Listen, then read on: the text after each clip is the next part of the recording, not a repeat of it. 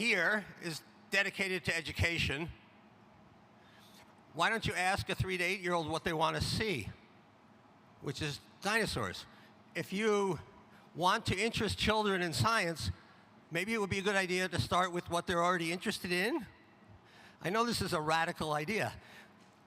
I really spent my life, 45 years now, working on dinosaurs, not because I love them, which I do, but I love all things dead and alive, including all of you, most of whom are alive. But dinosaurs are what kids care about. So I've done 40 books, written television shows, made movies, and do exhibitions because children want to tell you what they know about dinosaurs. We, in science museums, at least in America, I hope I'm not incorrect in saying so in Europe, think that dinosaurs should be the province of a natural history museum, where if they are presented, they're done on a permanent and permanently boring basis. You have the advantage here of knowing how to reach children with interactive ways, with appealing to the very many ways in which they learn. Dinosaurs, they understand how to explore and discover. I started 4 years ago doing robotic dinosaur exhibits. So while you're not going to do dinosaurs in your science center, you're certainly not going to do them with robots, because there's also a prejudice. I'm just getting warmed up. There's a prejudice in science centers that somehow the robotics are what they've always been, which are inaccurate, suffering from some kind of palsy. I make full-size, accurate dinosaurs and put them with sculptures. And the result, we worked very nicely with Ulrika, and it was the most popular exhibit in the history of the institution. All of you are thinking about, mistakenly in my point of view, what are we going to do 3 years from now, because we're all booked up for now, so that if anything exciting happens in science, we won't be able to respond. Well, with dinosaurs, and by the way, exciting things are happening all the time, you can be exhibiting outside, as we did in Technopolis during COVID, drawing enormous numbers of people. So you have no excuse for not doing dinosaurs. You have room outside, even if you booked yourself up inside. If you combine sculpture, skeletons, cast skeletons with robotics, with activities, you have a chance to give children what they want. Now, Genghis Khan, which I think none of you want. We have the least visited booth in this entire institution. And yet, this is the most important man of the last 1,000 years. And you don't have to reach people just with science. We do this in science centers all over America, as well as in Asia, but never in Europe. We've done something which I would hope you would do, live performance, along with not just the artifact-based exhibits that are done in Europe, music, sets, props, to tell the story of the guy who gave you pants. And I'm very grateful that he did. Paper money, passports, violins. The whole history of Western civilization is shaped by one person, and I'd like to bring that culture to you. So thank you. Please come see me. By the way, we'll do this all for you for free. And that should get your attention. Thank you. Oh, I have disgusting candies, which we were told to bring things of our culture. And so America's a home of disgusting. Please ask me if you would like to try a disgusting candy. Thank you. Thank you, Dom. And now we have Pilvi Kolk from AHA Science Center in Estonia. Thank you. I'm Pilvi, and here, slides. And this is my colleague Andres, and we are presenting you our fresh, brand new exhibition about gravity. Gravity is something we did during COVID times, and it was hugely popular among our children because everybody likes to fall down and jump and do the funny things. But since all of those funny things are connected to physics, actually, I will give the mic to real physicist Andres, my colleague. Hello. Now are the geek news. What you see on the screen is a huge centrifuge, which we use to launch people to the space. No, not actually. It was 3 Gs of acceleration, and it was a great success. And the best part, you don't throw up because it's so much force that your inner ear gives up. It's a really good one, so no need to be disappointed of this one. Even the explainers are enjoying it. There is no sickness of it at all. This is the most popular exhibit among the others. But how big or how fancy this one is? Let's play it. Okay, next. Pressure harder. Oh, Yeah. Okay. too much. It was up in Estonia a little bit more than 6 months, and it's a size of approximately 500, 600 square meters. We currently have 4 different languages, so English is already there, but Russian is already there, but all the others you probably have to translate. And it's about 2 tracks. And there are some classical exhibits. You can use some blocks to raise yourself up. And there are very many immersive ones. You can get the aim what it is to feel to be weightless for a second, because you can just push down and then land on the parabolic runway. And of course, there are some simulators to get aim how heavy or how light you would be in different planets or neutron stars. And I must say it's a quite, let's say, family-friendly, because there are exhibits for different sizes of children and adults. So, yep. And if you have the interest, then find us somewhere here or from the website. Yes, it's all visible also on AHA's website and also in TIO, and come and ask us more questions. Thank you. 6 auf, die sitzt auf dem Boden, 6, 6. Thank you very much. And now we have Evelyn from the Field Museum. More dinosaurs. Hello. I'm Evelyn Kuchmak, Manager of Traveling Exhibition Sales at the Field Museum in Chicago, Illinois. I'm delighted to be here with you today and talk about one of our newest traveling exhibitions, Sue, the T-Rex Experience. This exhibition was inspired by the renovation of the permanent installation at the Field Museum. We know not everyone can make it to Chicago, so we created Traveling Sue to come to you. Visitors will discover how Sue was uncovered and eventually prepared and displayed at the Field Museum. Visitors will experience a journey through Hell Creek in South Dakota, which is Sue's home, and also one of the most well-documented ecosystems of the dinosaur age. Visitors will also trek across a life-size quarry map, putting themselves in the shoes of paleontologists. Visitors will encounter a replica of Sue's unprepared skull, just as it looked when it came out of the ground. The centerpiece of the exhibition, of course, is this massive 40.5-foot replica of Sue's cast skeleton with added gastralia or belly ribs. Sue is displayed next to a replica of its nemesis, Triceratops, for the first time ever. One of the centerpieces of the Sue skeleton is also a light show, a one-of-a-kind narration, dramatic narration, that tells visitors what we know about Sue, how we know it, and how we know that Sue lived to old age despite impossible odds. There are touchable replicas, interactive smell stations, a soundscape that goes through the gallery, creating a really multi-sensory experience for visitors, and lots of hands-on learning opportunities and moments for exploration. The exhibition also features an optional add-on package with fossils from the museum's collection, everything from tiny fish scales to giant dinosaur bones. Really, really lovely a way to add to the exhibition if you have the capacity to hold on to specimens.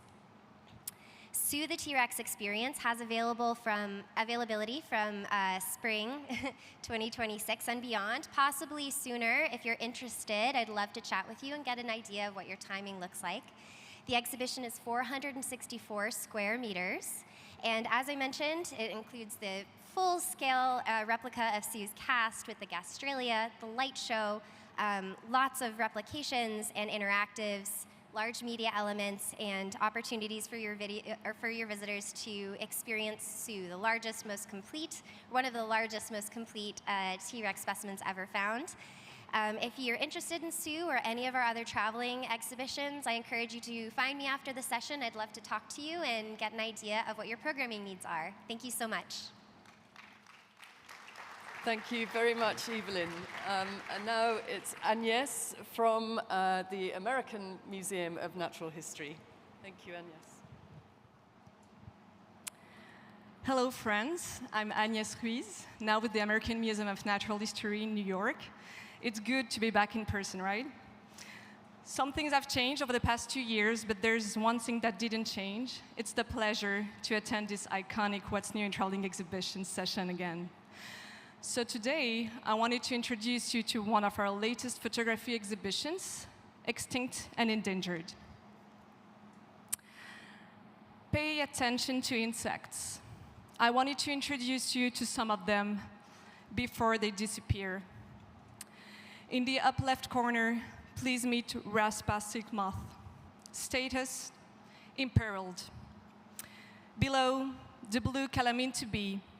Status, critically imperiled. And on the right, you probably have recognized the 9-spotted lady beetle. Again, status, special concern. So here are some of the few insects you can actually meet in New York starting June 22nd. Extinct and Endangered Insects in Peril comprises over 40 large format photographs by 11 bis from the American Museum of Natural History Research Collection. This exhibition allows visitors to experience the massive impact insects have on our planet through unique and powerful macrophotography. To create these high-resolution insect portraits with exceptional details, Levant Bis uses a process of digital stacking, stitching together thousands of individual images of each insect. With accompanying information from AMNH scientists, Extinct and Endangered will sound an alarm and call attention to the critical issue of insect decline on a global level, raising awareness again about the biodiversity and climate change. These large insect portraits, with some measuring up to 2 by 3 meters, create an emotional and empathetic encounter with the visitors. At the crossroads of art and science, Extinct and Endangered will appeal to a wide audience. It's also a very versatile exhibition. We deliver it as a digital package, so it's available anytime. And you can print locally and adapt to your needs, size, space, indoor, outdoor. Levant Bis photography exhibitions represented by AMNH, such as microsculptures and the beauty of seasoned fruits, can appeal to a variety of venues, from museum to parks. We had over 1.5 million visitors in Chapultepec Park in Mexico for microsculptures. AMNH also has other digital packages to offer with our 2D panels exhibitions. Again, an affordable solution that can help highlight your own collection. Of course, we will be glad to introduce you to Sharks, our latest exhibition, which opened last December in New York. We have some other availabilities across a selection of our other popular exhibitions, including Senses, The Secret of World Inside You, Nature's Superheroes, Pterosaurs, and The Power of Poison. And for those who haven't booked their summer vacation yet, we will be in Denmark at the Natural History Museum in Aarhus in a couple weeks with Mythic creators. Alejandra and I are looking forward to talking with you on our booth number 54. Sorry. Come and grab a nice postcard, and you also have our brochure down here. Thank you very much. Thank you very much. That's perfect timing. And now we have Laura Kuhn from Experimenta, our hosts. Thank you very much, Laura. Oh. So, hello everyone. I'm delighted to present you today our new special exhibition. So, first you will see the most important informations. In cooperation with the agency Facts and Fiction, we created the interactive stations, which can be experienced in 2 languages. We expect mainly teenagers and young adults.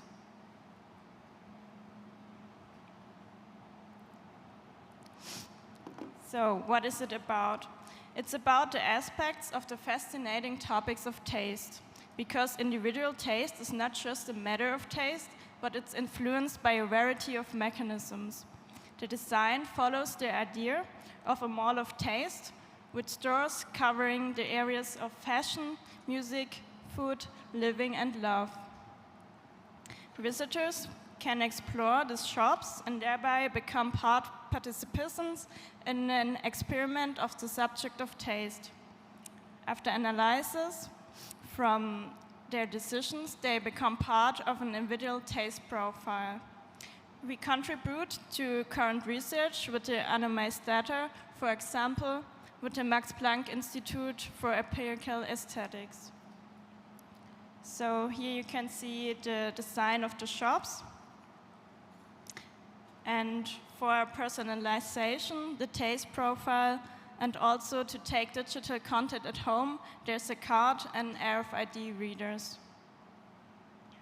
Now you can see some impression of the exhibitions and what questions we ask and what the visitors can reflect there. So we start with fashion, and that's, for example, how much do you pay attention to fashion and your style? It's also fashion.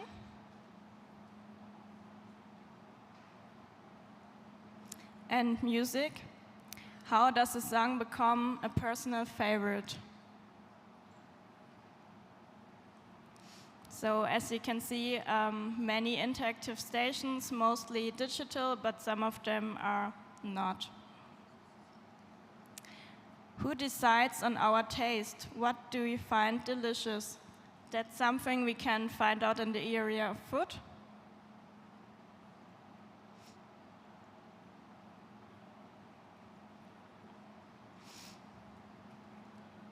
And now living. What are our tastes at home? So for example, a living room. And you can test the chairs, and so you also can shape the exhibition with your individual decisions. Love. Who becomes our favorite person for us and why?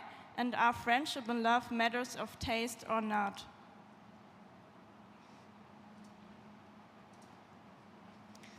And in the end, there's a so-called table, Unite in Taste, which shows the taste profile. And here I can see statistics and can compare myself with the others. And finally, there's a cinema with 5 photo projects, as you can see here.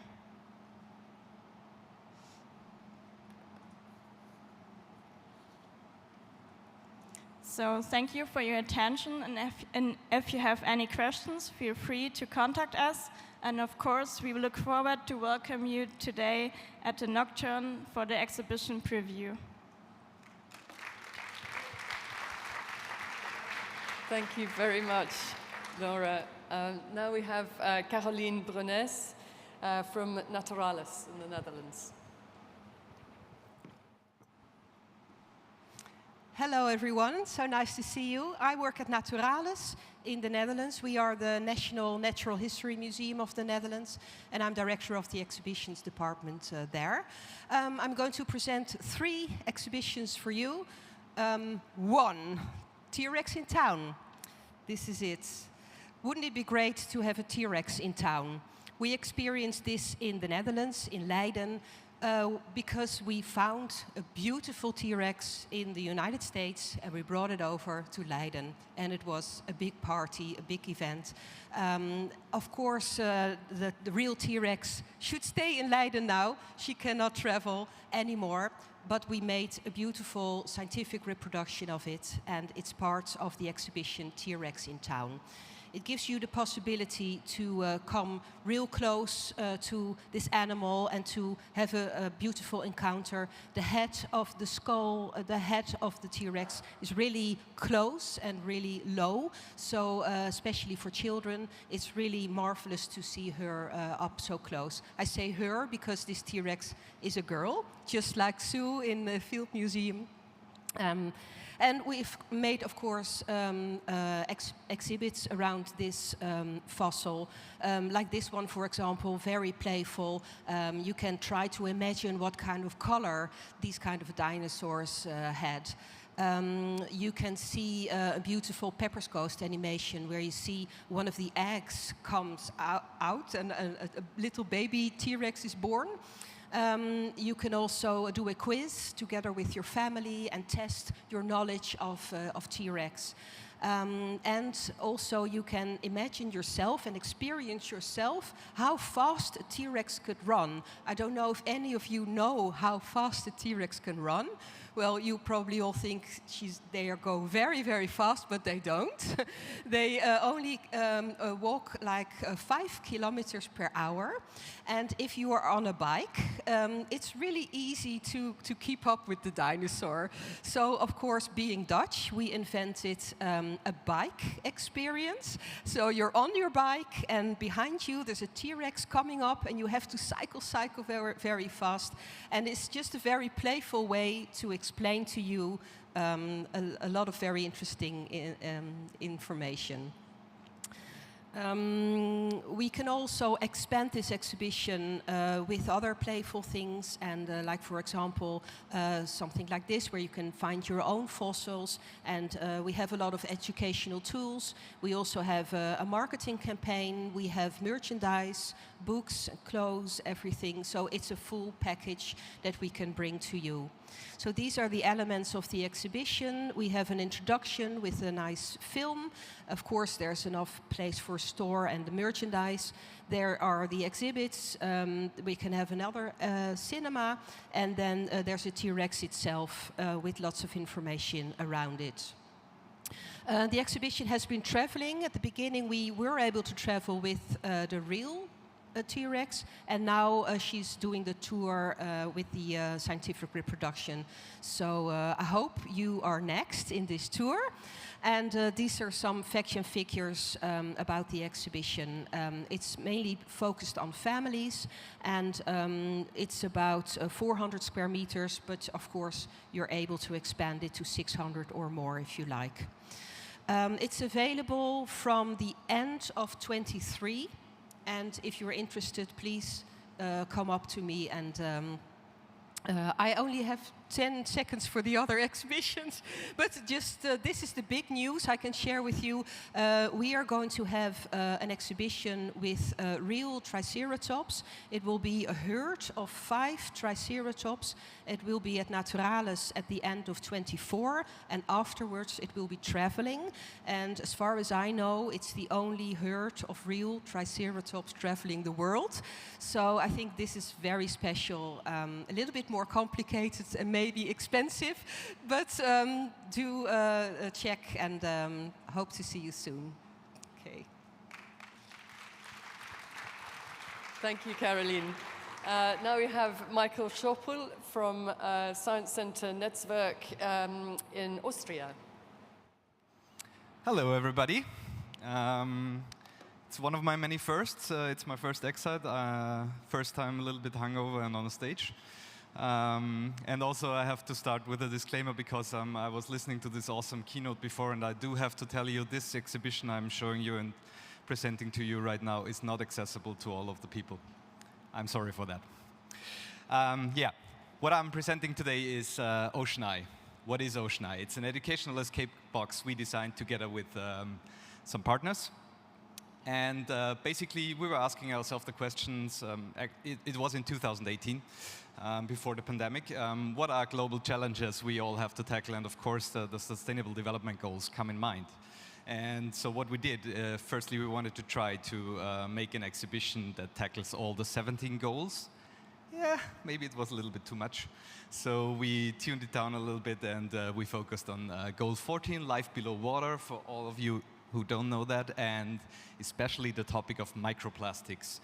A topic which we can all relate to in a way, because we are, of course, surrounded by plastics all around us in our everyday lives, but also we read in the news like there is microplastics in the rivers, in the sea, on the surface of the sea. So it is a kind of pressing topic for all of us.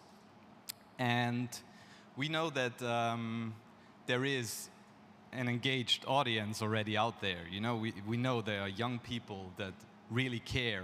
They do care about the planet, and I just have to name Fridays for Future. You all know that. You know, people go out on the streets to demonstrate for a better future. So we thought, okay, it needs an innovative educational format that works really well with young people. And that's why we came up with the Educational Escape Box. It's actually not a new concept, but the way we tried to reinvent it, I think, is quite new. And of course, for all of you who don't know escape games, the main part is puzzling. So you try to solve riddles, you try to escape a room. Normally there is a backstory, and yeah, that's basically it. We added scientific experiments. So you're doing real experiments in a laboratory situation. And that's how it looks like. We combined a fictional story. It's about the marine biologist Miriam Patrick. And she's in danger because she's threatened to be thrown in jail, and the players have to help her find evidence for her not to be guilty. And we combined this with a real experience. So altogether for the players, it's an experimental expedition throughout the game. And that's how it looks like. So it's an inverted concept. It's a box. You don't have to escape a room, but you have to get inside a mobile laboratory. And here are some impressions from the players playing the game. And as you can see, there are a lot of different parts of the box that open. And they open after you solve a riddle. So it kind of folds out and gets bigger and bigger. And what was really striking for us was how people reacted on the game, actually. And I just threw in 3 quotes that were very nice. And I really like the last one, like, "One wishes to save the world." I mean, that's basically our main goal. And what we included is that we train the game hosts with a debriefing, so that they know how to do a debriefing after the games. And lastly, because I only have 10 seconds, those are the facts.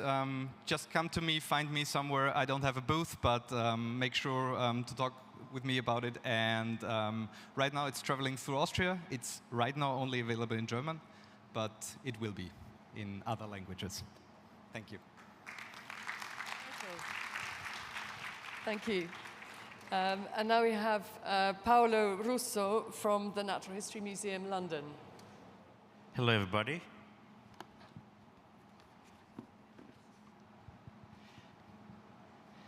Okay, so hello, everybody. I'm delighted to be here with you today. Many thanks to Excite for organizing this session. I'm Paolo Russo, Exhibition Partnerships Manager at the Natural History Museum in London, and I'm here to present our new turnkey exhibition, Fantastic Beasts, The Wonder of Nature. This special show is the fruit of a partnership between the Natural History Museum, Warner Brothers, and the BBC Natural History Studios. So the exhibition closed in London in January, early this year. Notwithstanding all the COVID-related restrictions and all the lockdowns we all had to endure, it did very well. It was seen by over 135,000 people, so we are quite proud of this achievement. And I'm thrilled to let you know that now the exhibition has moved all the way to Toronto, Canada, and it will open soon at the Royal Ontario Museum in the coming days, actually. So what's the idea behind this exciting new show? What brought together the NHM Warner Brothers, and BBC. The idea behind this exhibition is to make people see that the natural world can be as extraordinary and surprising like the magical ones they see in the movies and in the books they love so much. So we want to inspire in visitors a newfound love for nature and a sense of wonder for the incredible diversity that is on art, and encourage, of course, them to become advocates for the planet. So some details about the exhibition. Fantastic Beasts is turnkey, and it was developed for spaces between 750 and 1,000 square meters. Target audience are, of course, families with children, fans of the Harry Potter and Fantastic Beasts books and movies, and of course all those who have at heart the conservation of the biodiversity of our planet. So the show includes a terrific mix of exhibits, precious specimens from the NHM London collections, props from the Wizarding World, works on paper from Bloomsbury Publishing, custom-made props from the Harry Potter and Fantastic Beasts movies, and finally 21 amazing interactives and viewing experiences. So here you can see just a small selection of the objects and specimens from the collection of our museum, from taxidermy animals, objects that belong to famous explorers and naturalists, and very ancient books showing drawings of dragons and unicorns alongside real animals. And instead here you can see other very exciting exhibits. You can see the golden egg won by Harry Potter in the first task of the Three Wizard Tournament, an interactive featuring the magical Botrackles trying to protect their tree, and an amazing print from artist and printmaker Olivia Lominic-Gill, who illustrated the latest edition of the book Fantastic Beasts and Where to Find Them, which was published by Bloomsbury in 2017. So the exhibition is structured in 3 zones, plus a finale. In Zone 1, visitors discover how the natural world might have inspired tales of some of the most fascinating mythical beasts. And in Zone 2, visitors can explore the connections between the magical creatures described in the famous movies and real animals, which sometimes we forget can be as incredible as the magical ones that have incredible skills and abilities. So in Zone 3, the exhibition raises awareness of biodiversity conservation issues. This is probably the most important section of the exhibition. Here we show the amazing work scientists and conservationists do every day across the world to save endangered species. Just like the protagonist, Newt Scamander, magizoologist, who protects and cares for fantastic beasts who are threatened, mistreated, or misunderstood. So finally, the finale, which is a very truly magical moment, inspiring a love for nature and making visitors leave with a desire to protect the amazing biodiversity that is on our planet. So we are at booth 56. Please come visit us. We would love to speak with you about this exhibition and the other shows we have in our portfolio, including Jurassic Oceans, Monsters of the Deep, and legendary Wildlife Photographer of the Year. Many thanks for your attention, and see you soon. Thank you. Right. Okay, and now we have Gillian Gruen from Earth Science Research Center in Switzerland, Focus Terra. Hello, everybody. My name is Gillian, and I would like to present you our current exhibition, Waves Dive In. It is currently shown in German at ETH Zurich. Let me also introduce Kim, who has been developed as a mascot for our exhibition to especially make it more accessible for young people, girls and boys alike. The contents are presented in large-scale, colorful illustrations.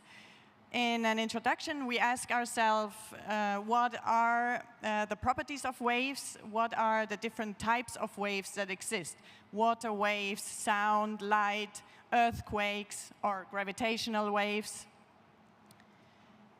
We then introduce the properties of the waves. They propagate, they carry energy, they interfere, they can be reflected or refracted, properties that all types of waves have in common. Based on these properties, we present the application of waves. Here in the example of the reflection, we always start with examples from nature or daily life. Here, for example, bats orientate themselves with sound waves. Then we head on to technology and science. The same method as the bat uses is used, for example, to measure the thickness of a glacier, or to detect a baby in the mother's womb, or to navigate self-driving cars. In the end, Kim, in the very right, she, he, or whatever, inspires the people to think further, creatively and critically. Besides the physical waves, we also cover two more topics. For example, what about waves in our language? Permanent waves, flu waves, corona waves, refugee waves. What do they have in common with physical waves? And fake news, for example, in social media can also be distributed or propagate through our society as waves do. And then we cover also the topic of risks. With the use of waves, we are also confronted with risks. So let me take you on a tour through the exhibition. We now start in front of the building with an experiment to discuss the different types of waves. Then we enter the exhibition space of Focus Terra, where it's currently shown. And you see how the illustrations are presented. They're large scale and set in scene with backlight. We have up to 19 interactive experiments you can choose from. You can leave some away if you don't have the space. And the architecture is aesthetic, light, simple, and it's modular. It consists of 12 modular pieces that can be easily rearranged and be moved by pallet trucks. Whether you want to discover waves in art, or you want to listen like a dolphin, or recognize objects in different light, or dance to focus music, there's something for everybody. We have a publication if you want to have a look. And just see me, and there's also an online version.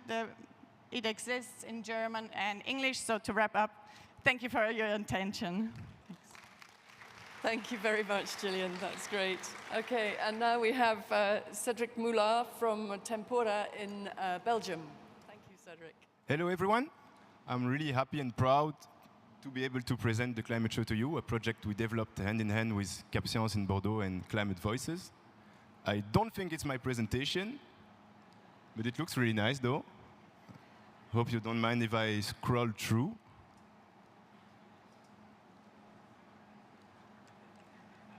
Still not. Ah, it's coming.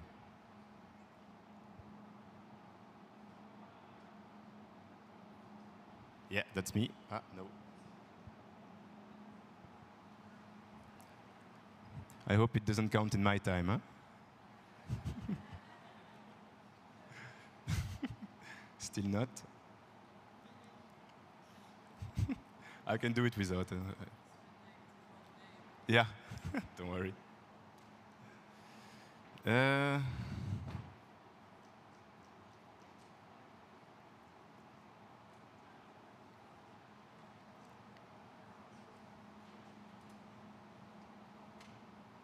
Sagt, er hat keine Präsentation. Der Kollege von vorne, oder was?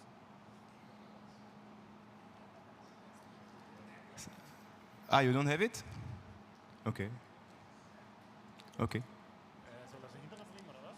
No, I don't have it on a USB key. It's all right. It's all right. I'll just speak about it. The idea of the Climate Show, it's quite simple. It's an interactive and an immersive show. What does it mean concretely? It means that the visitor, upon his entry, will be seated in front of 3 big screens and will interact with an artificial intelligence called Gaia. Gaia will then choose randomly a human in the crowd. Spoiler alert, it's always an actress. So if you go see the show, don't freak out. And she will then interact with the actress, raising some questions to which people will answer with a small remote.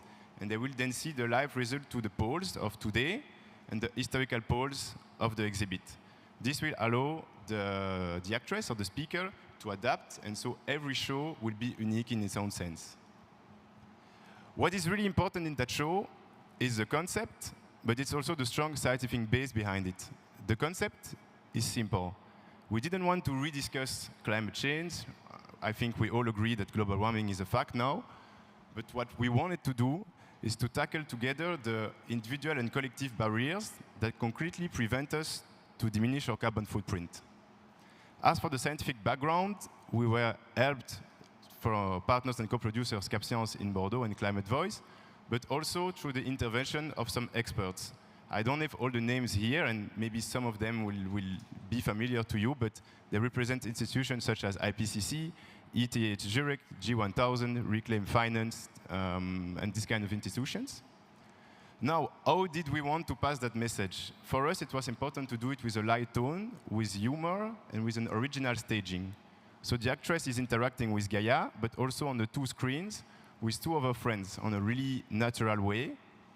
These two friends, and I think you will recognize maybe some of your friends in them, you have one friend who doesn't understand why he should sacrifice his holidays in Punta Cana, why he already sacrificed himself when he bought his new Tesla because he drives an electric car.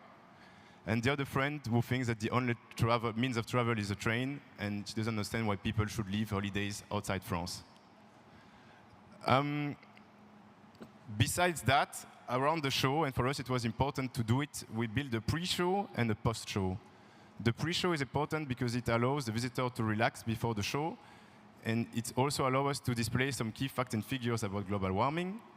And the post-show is really a safe place where people can discuss, debate about what they saw. It's a great space for schools, for teachers to be able to open a debate. I will finish with the technical points, and it will be quite simple. The show is a 45-minute show. It can be adapted for the show, the pre-show, and the post-show to any scenography. Could be hosted in a theater, in a science center, in a museum, in a specific venue. The content can be adapted to the extent of the experts intervening could be changed to resonate better with your local countries or people to people who are identified better.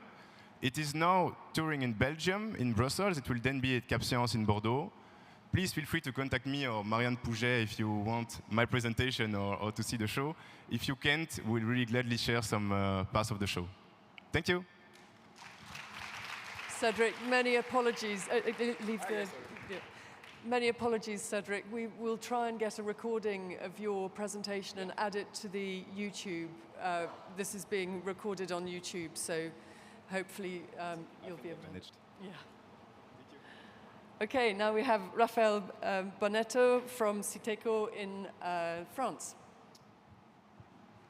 Good morning, everyone. I'm very pleased to be here to present you. I have the very hard task to present you in less than 4 minutes the new exhibition from Citeco, the Largo Winch Adventure. So maybe for those who don't know Citeco, and I don't blame you for that, it's a very new institution based in Paris. It's opened in 2019, and it's the first museum dedicated to economics.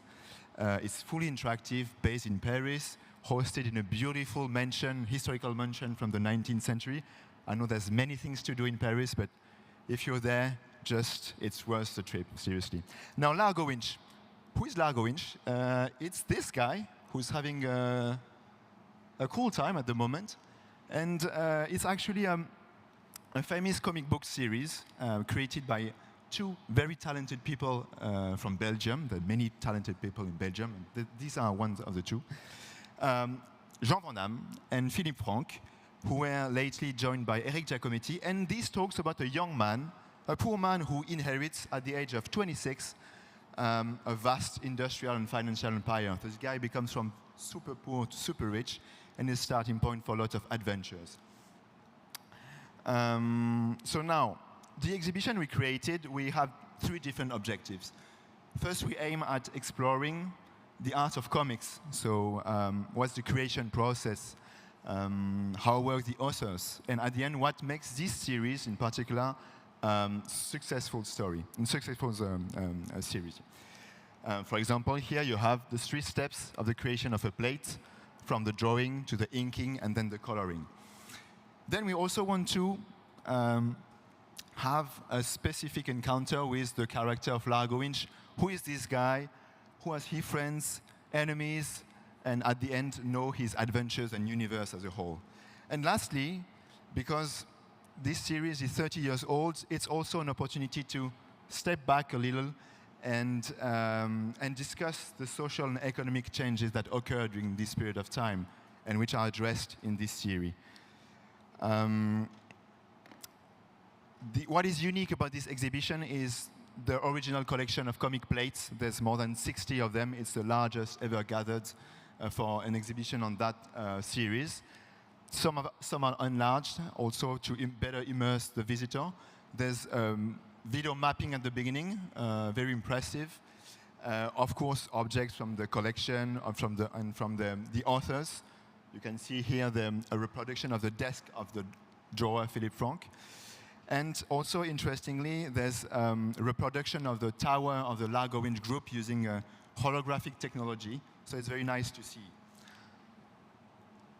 Why host the exhibition? What we provide is a tailored service collaboration based on a unique collection and also a flexible design and sustainable design. We are able to adapt to your spaces and also produce an educational pack for your mediation.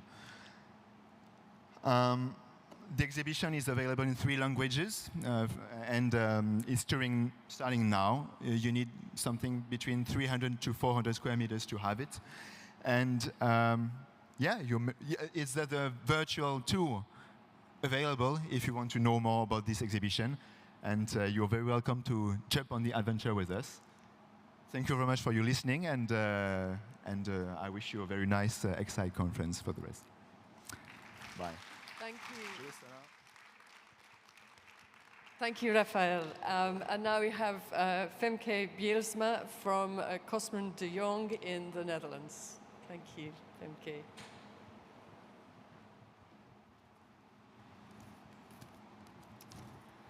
So, this is nice, because now finally you can hear me a bit. I have a very soft voice otherwise.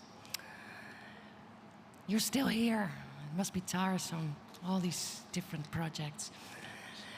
My name is Femke Bielsma. I'm from Cosman de Jong. We are an exhibition design firm based in Amsterdam. And we design narrative spaces. And for museums and other kind of clients all over the world. But today I want to talk about a tiny experiment we did in the COVID pandemic.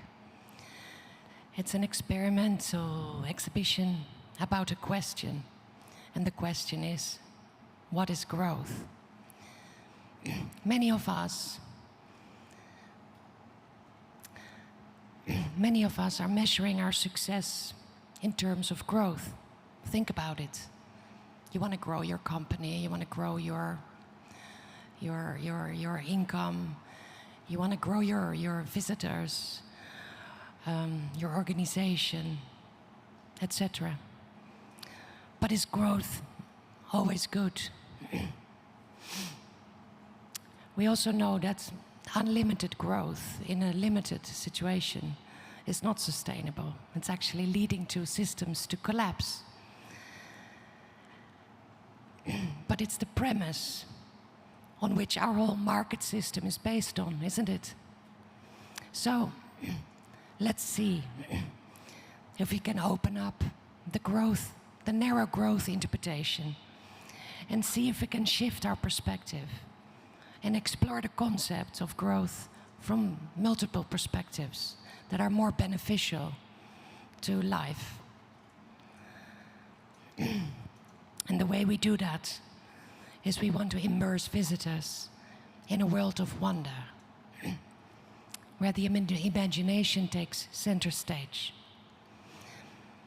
It's not an exhibition about economic growth. It's not an exhibition about sustainability. It goes a level deeper. We want to look for the logics that are in place behind this paradigm, how it leads to system collapse. And one such logic that you may recognize is what we call keeping up with the Joneses. You know, your neighbor's got a bigger car, a new car, and you also want a new car and a bigger one. And you can see where that leads to. Or another logic is what we call, show me your cards and I'll show you mine. The withholding, you know, the growing your weapon arsenal. Or a third one is like David Goliath system, growing at the expense of somebody else, which also is a relationship that will break. So we want to practice what we preach, and create an exhibition that is not falling into these traps of toxic growth systems. And we build an exhibition with building materials that we borrow from people. And we use the building industry materials, such as rebar and protection mesh, that is symbolic to this growth, this linear growth thinking. And with that, we can make many forms. And each form represents a different angle on the idea of growth. This is made in the Malmö Museum. And together we mingled these installations with human stories. We interviewed people from the local community to talk about growth and answer questions. And all these voices you can tune into as a visitor while dialing a telephone number, so you can just use your own device. Now we made a manual. It's kind of an assembly manual. So from a distance, we sent this over to the museum, and their staff could make the exhibition. I'm finished. I'm finished. So it was opened, and it looks like this. And we can just return it to the companies. So this is my last slide. I'll show you the last slide. It's to illustrate that you make something like this together with a lot of people. People from the museum, the builders, the local communities. And we can make this exhibition travel, but not with materials. You know, it's not a traveling museum, an exhibition that causes waste or pollution, because the only thing that travels is actually an idea. Thank you. That was very interesting, very philosophical take on growth. Thank you, Femke. And now we have Olivier Retou from the Conseil Général de Dordogne in France. Hello. You have my name, and I suppose that you are already exhausted to too much information, so, and you can hear that my English is very low, so I will not speak so much. Just give you some image. You can read the text. You know where is Lascaux? It's there. You know what is Lascaux? Obvious, the most beautiful cave of the world, of the universe.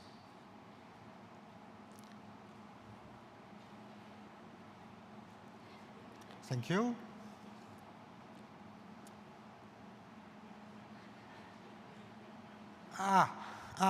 Here starts the problem. So,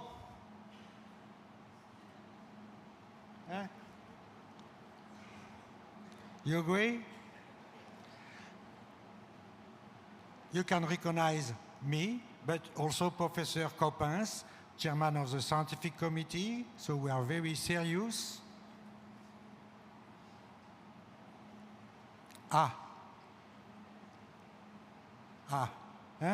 It's not nothing, eh? We have been in South Africa, as you can see in the comics on the right. It's a very difficult task, but for that, here today I am alone, but in fact, I have a marvelous team. The same team from the beginning of the world tour, very reliable, very professional. And finally, it's not so bad. But what news in traveling exhibition?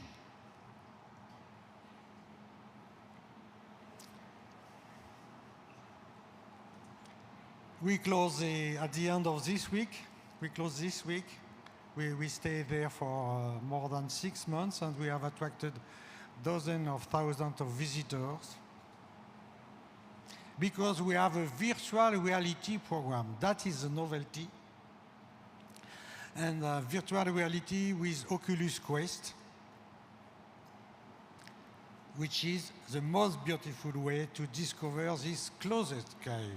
The only way to see Lascaux is to come to see this exhibition. And as you can see, it's very interactive, this immersive experience. People enjoy it totally.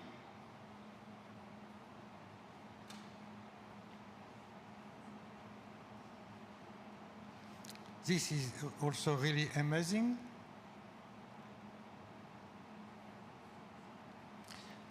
But we have also this exceptional scene of prehistory. It's totally flexible. We can adapt to any venue. It's available in 24, already booked for 23. And we have to protect this marvelous world heritage or destroy it. And obviously, I am ready to welcome you and to share the leaflet we have. And if you don't like leaflet, it's also a poster. Thank you. Thank you, Olivier, a beautiful touring expert. And our final presentation is going to be a video presentation because Sarah Alexander from Cabaret Mechanical Theatre in the UK cannot be with us. So could we play her presentation, please? Sorry. Final presentation. My name is Katarina, and we're supposed to have a presentation. Yes. Okay. Okay. We have the video first, and then Katarina from Tachmania in the Czech Republic will be our final speaker after the video.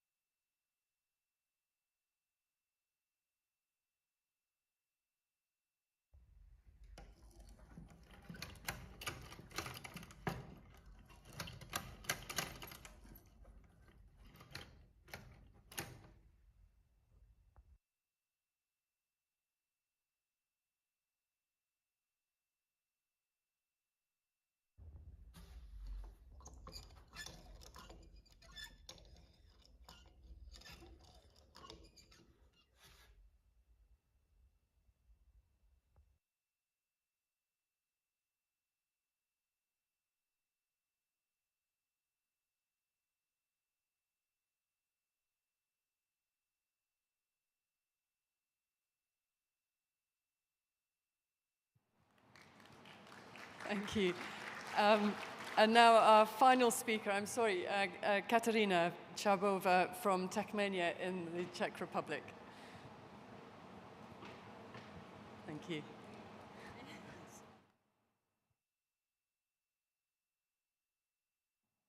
Is it work? Yeah, okay.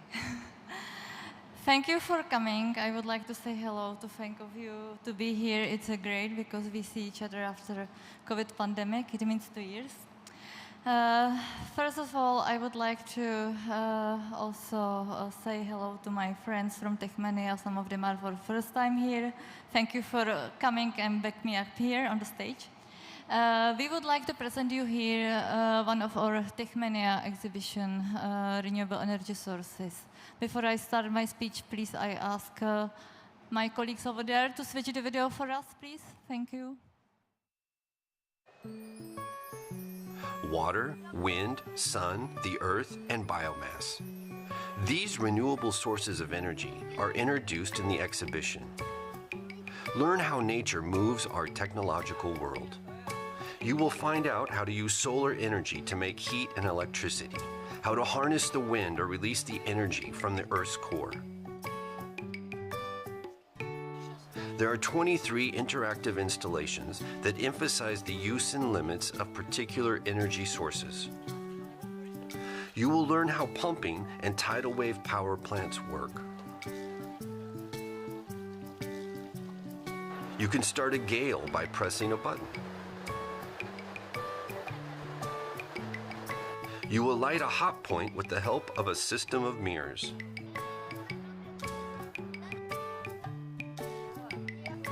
You can try coal mining.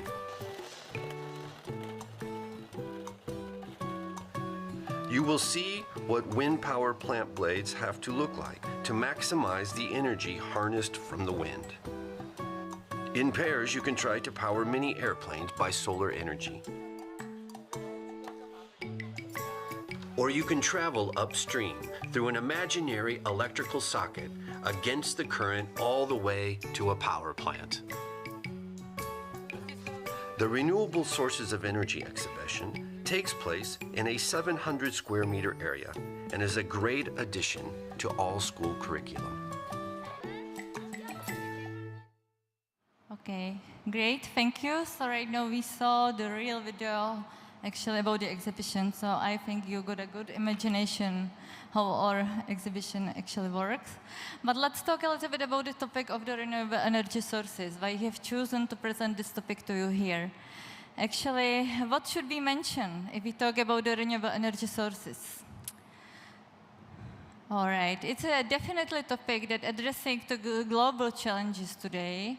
And I am not afraid to say that it's a topic that means life-changing innovations and experience that link to the high technology solutions that help us currently save our future planet and think about the sustainability in many areas of our lives. I was thinking if to mention this part, but yes, I will do that. With the deepest respect and sensibility, I think we all have to be aware of the geopolitical situation, which is actually not good, and everyone is sad from that. But in the content in this question, I think we should spread between the young generation really the question of renewable energy sources, how they work, how they can be used, because it's their future. It's some of the solution that can help them to, that can help them to bring their well-being in the future. Okay. Our own experience, a very good experience with the schools. They react positively to this topic. It's a very well topic for a business sector. We can offer you, and it's how much time I am over with the time? Yes, okay, so my just last slide, please. Thank you. We would like to offer you the partnership in this exhibition. The exhibition is done, but we still would like to keep this exhibition and the topic fresh and actual up to date. So let's together work on a new solutions, innovations, exhibition, and exhibit that can make our exhibition renewable energy sources alive and useful for your young generation. If you are interested, for sure, you can see our web page, visit, and I am here for you with my business contact. Thank you for attention. Thank you, Katarina. Thank you, Katarina, and I'm sorry that you weren't on the original list. Thank you. I just very quickly, because you're all off to lunch, but I just want to thank Theo and Museum's Partner again for supporting this, and Victor and the team who've done all the technical stuff. So thank you to the people who've helped put this all together. There is a recording which will be on the Excite YouTube channel, so you can get more information there, and we'll see you back here at 2:15 for the next set of traveling exhibitions. And if you'd like any material and are curious about these wonderful exhibitions, come and collect it here. Thank you very much.